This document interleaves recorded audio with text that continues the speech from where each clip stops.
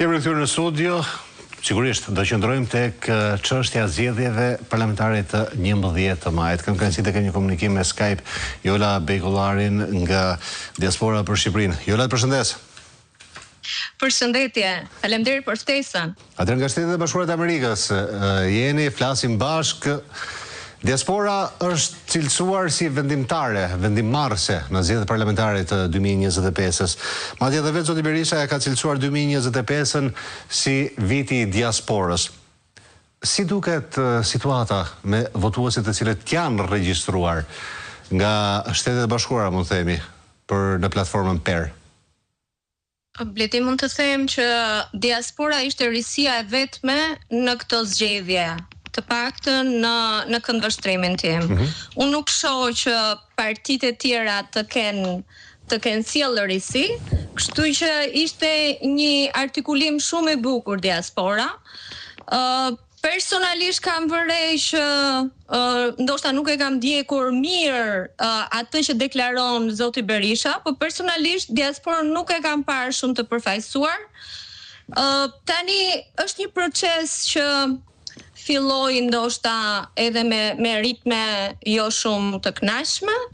Është një proces që është ende i paplotësuar. Më vjen keq ta them, por në këto momente që ne flasim, regjistrimi i gjithë personave mund të çedojë nëse nuk plotësohet akti i fundit normativ.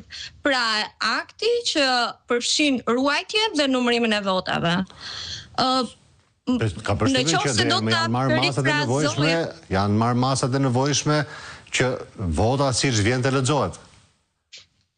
Por duhet një akt normativ që ta plotësoj komplet kuadrin rregullativ. Kështu që kuadri rregullativ nuk mund quhet i plotësuar deri në momentin që të themi dhe akti i fundit normativ është përmbushur. Kështu që grupi përkatës në Komisionin Qendror të Zgjedhjeve duhet japi verdiktin final dhe deri më sot nuk e kemi. Sigurisht Nëse do thosha pavarësisht ne nuk duam që ta humbim entuziazmin, nuk do më pëlqente as pak ta humbja, por është një proces që në fillim nisi si një karrocë me 3 rrota. Dhe në politik element të tillë janë goxha deciziv, që përfshin interesin e njerëzve për të regjistruar dhe interesin e njerëzve për të votuar pastaj. Që do thotë ka ndryshim interesi për të votuar dhe për të regjistruar? Po, ka ndryshim, sigurisht që ka ndryshim, sepse nëse ne do t'ja përcjellnim elektoratit që kemi një kuadër rregullativ të përmbushur, kemi mundësi që t'i japim atë verdiktin ton dhe të përcjellim zërin ton në të ardhmen politike të vendit, ne nuk mund ta bënim plotësisht sepse kemi një kuadër rregullativ ende të papërmbushur nga të dyja palët e mëdha politike. Të paktën janë shprehur që ne do gjejmë dakordsi, po deri më sot dakordsi nuk është. Sigurisht për kodi elektoral shqiptar ka vite që po tentohet të përmirësohet dhe ndryshohen, por duke qëndruar tek pjesa e votës së diasporës, sigurisht është një votë vendimtare. Pjesa e projektimit, projeksionit të votës dhe entuziazmit, çfarë do të thotë, si mund të përkthehet në votë nesër nëse kur të ripostohen zarfet? Bledi, unë e nisa pak që në fillim dhe desha vërtet që t'i jap rëndësi këtij procesi, sepse kjo do jetë decisive. Patjetër që është hera parë, por do jetë shumë decisive deri në momentin final të mbritjes së votës në Shqipëri. Atëherë, kemi deri më tani çfarë kam vëre unë dhe këto i them në mënyrë shumë të sinqertë, kam vëre parti politike që vinë dhe deklarojnë më shumë se sa dëgjojnë apo marrin informacion nga diaspora. Programe politike jo të mirë planifikuara, individ që vinë në atë kultin e unit dhe ndërkohë nuk më është dukur sikur kam pasur shumë interes për ta ul diasporën në tavolinë dhe për të marrë më të mirën apo kualitetin që diaspora mund t'i japi. Dhe të gjitha këto përkthehen pastaj në këtë analizën reale që ne duhet të bënim. aktualisht ne nuk kemi një census të plot të popullsisë, nuk kemi informacione të sakta dhe në Shtetet e Bashkuara ku jam unë, nuk ka një informacion të saktë se sa shqiptar janë, çfarë përfaqëson ata shqiptar, nga vinë ata shqiptar dhe pastaj të dilnim te statistika të mirëfillta. Kështu që unë këtë do ta quaj pak pengesë për të bërë analiza të mirëfillta politike për këtë proces. Në qoftë se ne flasim që ky interes i diasporës, të paktën ata që janë regjistruar, do përfundohet në një vot të caktuar, mund të them që Partia Shtet ka pasur ndikimin ndërmjet intimidimit të njerëzve, që është bërë, ne kemi pasur konstatime nga edhe në Shtetet e Bashkuara të Amerikës? Po, edhe në Shtetet e Bashkuara. Nga Filadelfia mua më kanë kontaktuar dhe kanë thënë, personi im i afërt më kërkon votën mua edhe familjarëve të mi për faktin se punon në një kopër shtetëror. Tani vetëm emrin nuk mund t'i themi kësaj gjëje, por këtë e them me vërtetësinë më të plotë. Por nuk është se është vetëm një, ne na vinin indicje të ndryshme. Kështu që kjo mua më duket votë e ndikuar.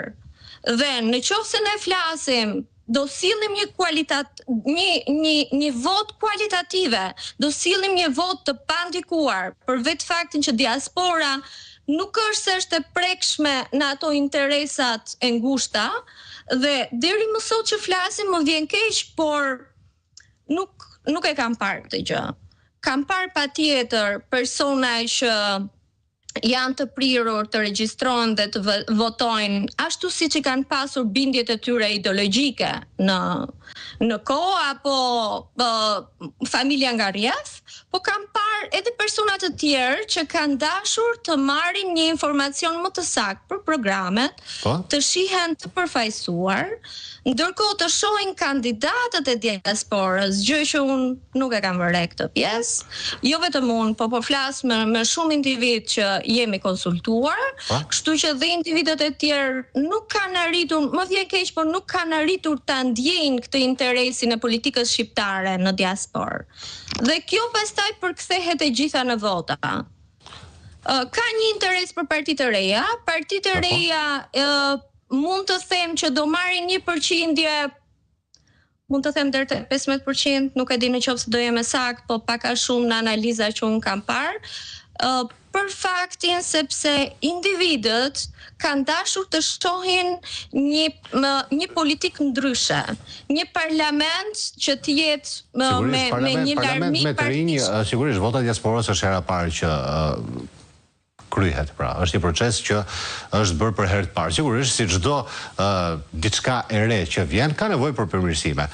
Ky ishte vetëm hapi i parë. Rëndësi ka që u fut në sistem dhe me kalimin e kohës, mendimi im personal, me kalimin e kohës dhe me rregullime që mund t'i bëhen qoftë kodit elektoral, përfaqësimi qoftë nga diaspora, por qoftë edhe nga ata personat të cilët e kanë dëshirën e tyre për të kontribuar për një Shqipëri më të mirë, të gjejnë përfaqësimin e duhur. Por jemi në hapin e parë. Kujtojmë që deri para 2 vitesh diaspora as nuk mendohej që të votonte në zgjedhjet qoftë parlamentare, po as ato bashkiake. Ky është hapi i parë. Sigurisht, si një fëmijë 6 muajsh që nuk di ende të hec, do e ndihmojmë. Më pëlqen shumë gjithë ky shpjegim i bukur që dha, patjetër. As bëhet fjalë që ky është vetëm fillimi, është një proces që do marrë kohën e vet të piqet, të maturohet. Por është kjo pjesa tjetër që ndonjëherë, jo më kot, ne kemi atë fjalën e bukur që dielli duket që mëngjes. Kështu që ajo ka të bëjë pastaj me atë nxitjen e interesit të njerëzit. Kështu që është një proces shumë interesant. Unë do doja shumë që të kishte sa më shumë aktivizëm në diasporë dhe të përcjellin sa më shumë ide edhe të kishte progres. Por në qoftë se ne bëjmë një analizë specifike tani, unë thash që e kam pak të vështirë që të jap për kë shkon kjo vot. Mund t'i marrë të dyja partitë kryesore që mund të kenë një diferencë të vogël mes tyre, por unë do ta konsideroja këtë vot opozitare për vetë faktin që diaspora ka ikur nga vendi dhe shumë prej tyre nuk e kanë gjetur veten, nuk i janë dhënë mundësi, nuk e kanë parë atë zhvillimin që do donin të shiknin, po ashtu ka plot nga ata të tjerët që ju duket edhe përmallohen. Edhe malli duan të kontribuojnë për vendin e tyre, sigurisht. Po, duan të kontribuojnë për vendin e tyre, po shohin vetëm majën e icebergut, nuk shohin pjesën tjetër. Kështu që këtu jemi. Nuk mund të jap dot statistika të mirëfillta Bledi, unë prandaj e nisa në atë format. Patjetër, pasi sigurisht vota në fund ditës është e fshehtë. Jo, vota është e fshehtë, po bëhen disa analiza. Ne në Amerikë patjetër që marrim indicje dhe në zgjedhjet e kaluara presidenciare le që bëm, marrim indicje, kështu që të njëjtën gjë do donim ta kishim edhe për zgjedhjet në Shqipëri, por nuk e kemi atë mundësi. Unë falenderoj shumë, por të siguroj që po të dëgjojmë zgjedhjet dhe sondazhet në Shqipëri janë pothuajse të njëjta të cilat ishin në Shtetet e Bashkuara të Amerikës para 4 nëntorit, që e nxjerrnin Trumpin humbës me të paktën 12 pikë, ndërsa ndodhi krejt e kundërta. Dhe sigurisht në Shqipëri sondazhet flasin për Partinë Shtet.